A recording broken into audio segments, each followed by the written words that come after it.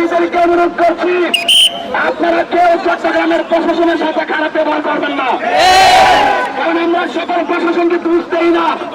দোষ দেয় সেই পূর্বাইলের ওসি মহোদয়, যিনি সত্য ঘটনাকে আড়াল করতে গিয়ে বারবার খুনিদের এই সমস্ত মিথ্যা আস্ফোরণকে প্রশ্রয় দিচ্ছেন।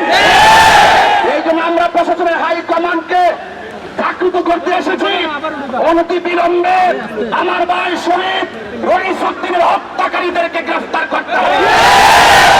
আর না হয় আন্দোলন যাদের তীব্রতর হচ্ছে, আগামী 4 মে লং মার্চ টু গাজীপুর ইনশাল্লাহ ঘোষণা।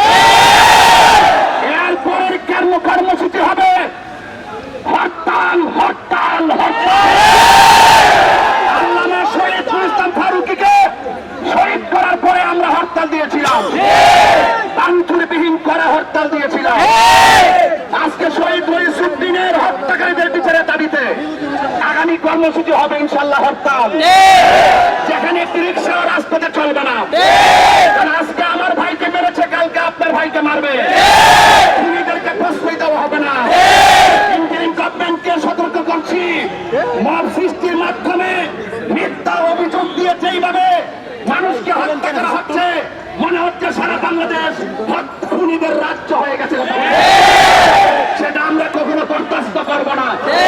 আমি পরিষ্কার ভাষায় বলতে চাই, সমস্যা কি আপনারা যারা বলছেন আপনারা আন্দোলন থামাবেন না, ইনশাল্লাহ বলেন, ইনশাল্লাহ লালদিঘির ময়দানেও সবাই যাবেন, যাবেন তো ইনশাল্লাহ। আল্লাহু আকবার। দিয়েছি তো রক্ত, আরো দেব রক্ত, দিয়েছি তো রক্ত, আরো দেব রক্ত। আমার ভাই কবরে, খুনি কেন বাইরে? আমার ভাই কবরে, খুনি কেন বাইরে? খুনি কেন বাইরে? আমার ভাই কবরে।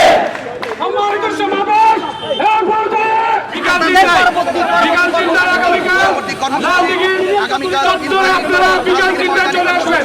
আগামী 4 তারিখ Gazipur, long march to Gazipur এবং একের পর এক আমাদের চলমান আছে। সকলকে বলবো হকের পথে সত্যের জন্য লড়াই করেন।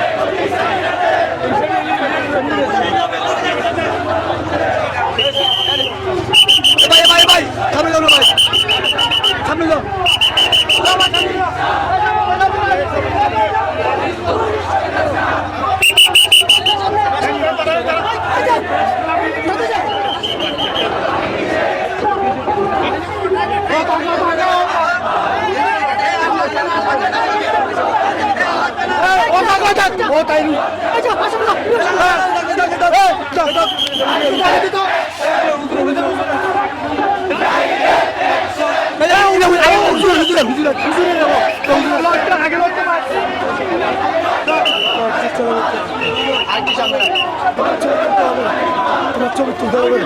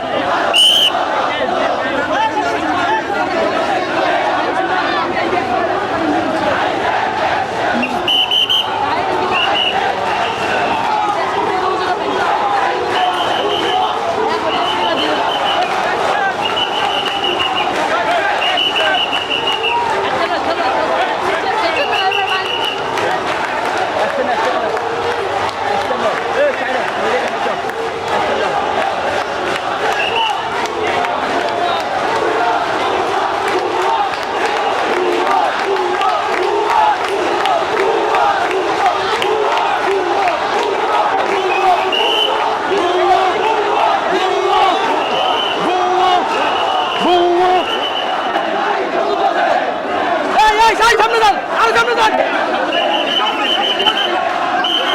আরো সামনে যান।